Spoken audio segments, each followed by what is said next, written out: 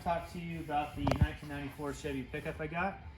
The guy that bought my Firebird, he ended up giving me the truck. He says he wasn't going to use it for anything, and he'd like to see what I could do with it. So this is what I'm doing with it. I got all the parts came in very quickly from Summit Racing. We got new leaf springs. I'll show later why. New 4-inch drop leaf springs, so I'm not doing a flip kit. And then I got a 2-inch drop. This goes to the front of your leaf spring. It's a new mount, so that way I don't have any shackles that are extended or anything that might affect ride quality or handling. So this kind of keeps it OEM. We got Beltec drop spindles, and over here we got all new A-arms. They're actually pretty affordable. These are like 60 to 80 bucks a piece, so it's a lot easier than rebuilding them. Down here we got QA1 shocks. They're coilovers. And why I did coilovers instead of a separate spring and shock is it's not much more. And this way, this gives me adjustable ride height to match my rear suspension. And they're single adjustables. I had them on my Firebird and they worked really well. We got the notch kit. So this will go on the frame so we can notch that.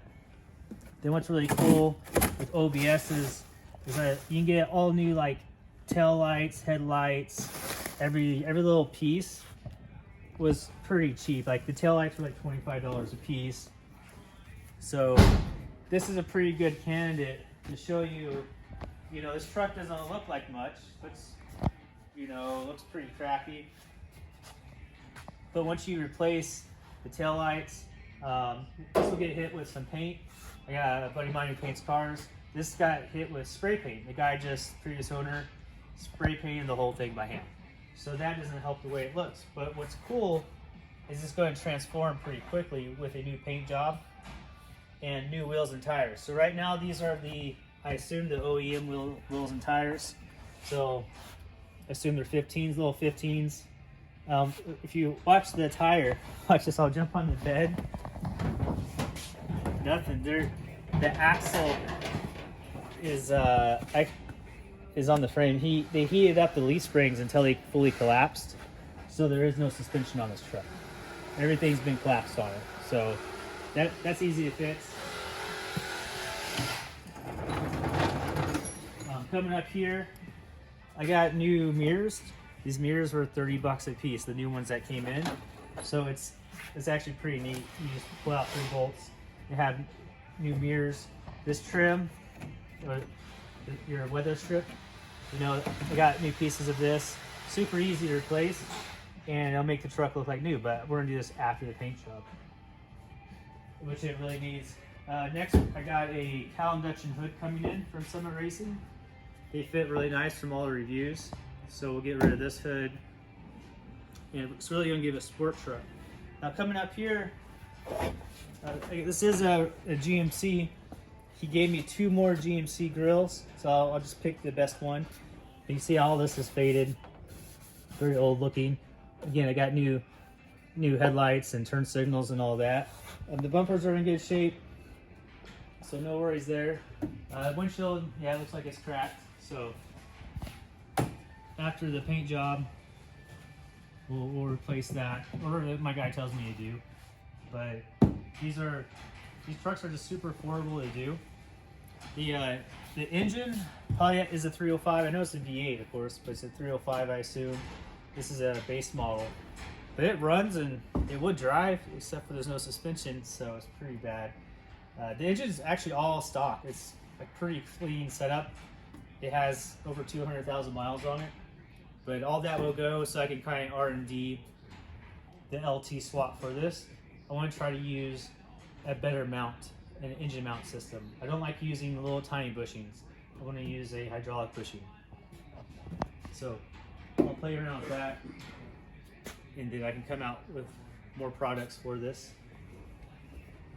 Interior, if you look in here, it probably won't come out too well, but you got the door panels in there. They got painted or whatever. I got new door panels coming in for this. And I got carpet. So just those 2 items alone will transform it. If anyone knows what these seats are out of, let me know. They probably look all right, but they're they're not mounted correctly. They're, well, of course they're held in by 1 bolt. But I might try to make them work for now. But I'd rather put the new, like 2017 Silverado seats in there. If these were raised up and I made proper mounts, yeah, they'd work. But I don't know if I have time for that. And you still have a big gap. Like, it doesn't really make any sense. Fix that. And I'm going to probably do a paddle shifter in this. I found another kit that should work with our module. So it's a little bit cheaper. I'll try that. This is the older column, so it's really easy to adapt whatever steering wheel I want to on it. And you got the AutoZone pedals down there. So those will definitely get removed. Is it a trailer controller? Bed's not too bad. You know, it's just ugly. Well, I'll just get this rhino line on the inside. The owner told me that this came from California and it was just a state vehicle. So it ran the roads doing whatever. So there's some orange spots where it was painted before, bright orange. And all of that will get to a single color soon. Hopefully, just like a medium blue color. Do that. But shoot, all the parts came in, like, I don't say all the parts, 70% of the parts came in within 2 days of ordering through Summit Racing and Rock Auto. So those are the 2 main places that were parts from. So I even have all the stuff to fix the suspension. So that's the next thing we'll do. Pull the bed off, put these leaf springs in there, and not looking forward to this part, bolting these up, because the factory pieces are riveted on. So we'll have to grind and knock out some rivets. But I think it'd definitely be worth it, keeping everything kind of OEM on alignment and stuff like that. Good. All right, so we got this up in there, as you can see. And according to Matt, what's happened here is I thought these were heated up, the leaf springs. They are not heated up. They flipped the leaf spring. So the leaf spring is upside down now, and they took leaves out. And Tony, if you get a view here, that's just rusting against the frame. And this is up in the air, which is crazy. So this is the way it is. So we gotta fix that. But the bummer part is we have no shackle here. So usually there's a shackle that is gone. And this did come with drop shackles, which I didn't want to use. So I'm gonna figure that out. Hopefully I can find some OEM shackles, because I'd rather relocate this one up here. And I feel like that's a better way to do it. So we just got 4 major rivets to get out. It looks like the bed's been off, maybe when they did this stuff, so the bolts should come out easily. Looking at the rest of this, we'll fix everything, but the cat is rusting against your cross member, so that'll need to be fixed. I mean, slow enough. Looks like the drive shaft is almost rubbing here, but I don't think it's possible. Let's just be rust. Up here, let's see what's going on with these coils. I mean, the coils are just heated, so there's not too much to see. All that will come apart. Should be pretty cool to do, because I think I don't really have to do a whole lot. I'm just going to pull off these A-arms, pull off the bolts, and just pull this off as a complete assembly. Well, that's Matt first. He's the mechanic, so tell me if that's dumb or not. Because I know we'll need a... Well, shoot.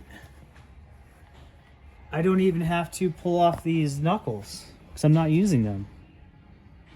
So what's the point of pulling off all this stuff?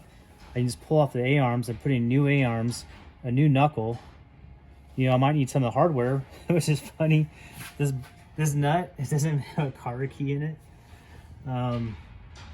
So whatever. And then I might even use different calipers. I'll probably just get reman calipers or get some Lowwoods on there. all this goes away. I really probably should change these end links too, but for now, I'll probably just need to knock these out first. I think that's all I gotta do. That's probably the hard part, breaking those loose, and then unbolting the rest. And up here, some odd stuff. The hose is against that. It's probably OEM though. Bumper felt like it was gonna fall off, which is just missing bolts. Everything's loose. Oh wow. Look at this, Tony. The body, core support body machine doesn't... What in the heck happened here? It doesn't even line up to the core support. Huh. This one does. This one's all there.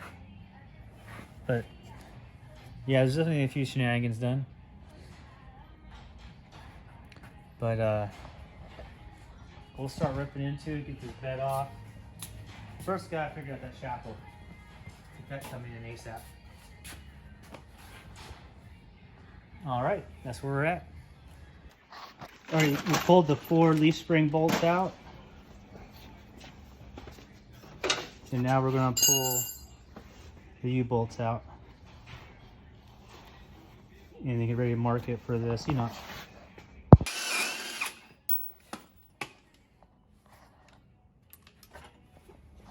Yep.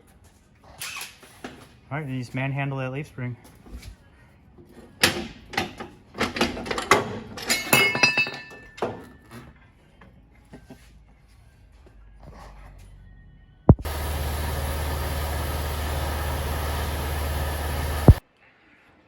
All right, we got the notches in.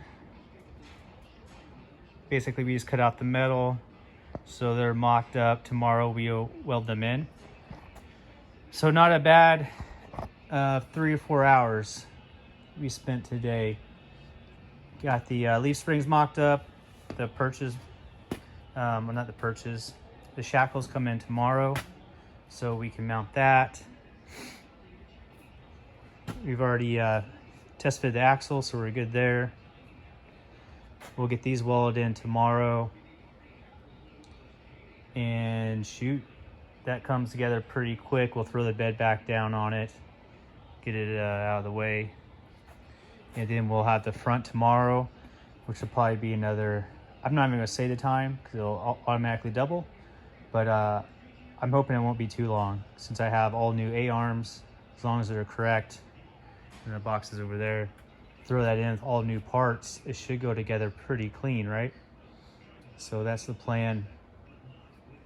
I've never seen anything like this. Those are holes from self-tappers. What in the world? There's at least 30 holes back there. So when I pull the seats out, we'll see what happened there. Oh well, I'll just clean it up and weld them all shut. Fun, fun, fun. But good first day. Good first day.